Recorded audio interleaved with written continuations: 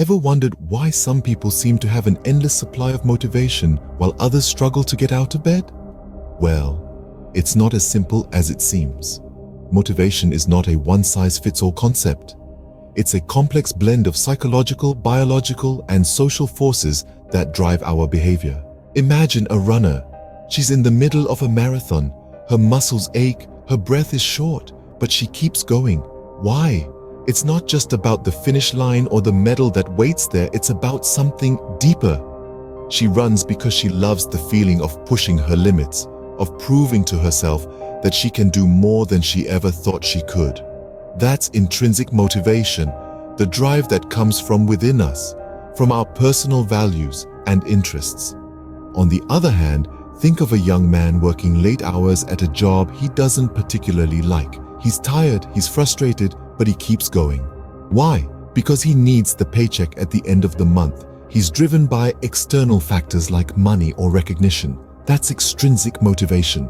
Both types of motivation are valid, and they often intertwine. The runner might also enjoy the recognition she gets from winning races, and the young man might find satisfaction in the skills he's learning at his job. The key lies in finding a balance and understanding what drives us as individuals. One popular framework to understand this balance is the self-determination theory. Developed by psychologists Richard Ryan and Edward Deci, it suggests that our motivation thrives when we feel competent, when we feel related to others, and when we feel autonomous. That is, when we feel like we're in control of our own actions. Imagine a student who loves coding.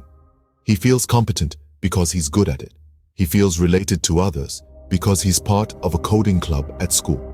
And he feels autonomous because he chooses his own projects. According to the self-determination theory, this student is likely to be highly motivated to keep coding. But what happens when one of these elements is missing? What if our runner starts doubting her abilities? Or if our young man feels isolated at his job? Their motivation might dwindle. That's why it's important to nurture all three elements: competence, relatedness, and autonomy. Motivation is not a finite resource that you either have or don't have. It's a dynamic force that can be cultivated and harnessed.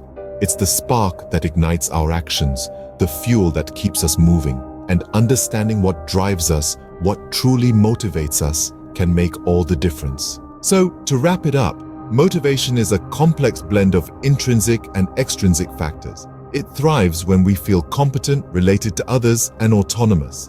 And while it might seem elusive at times, remember that it's not a finite resource. It's a force that can be cultivated, nurtured, and harnessed. So keep exploring, keep pushing, keep moving, because motivation, in the end, is what drives us forward.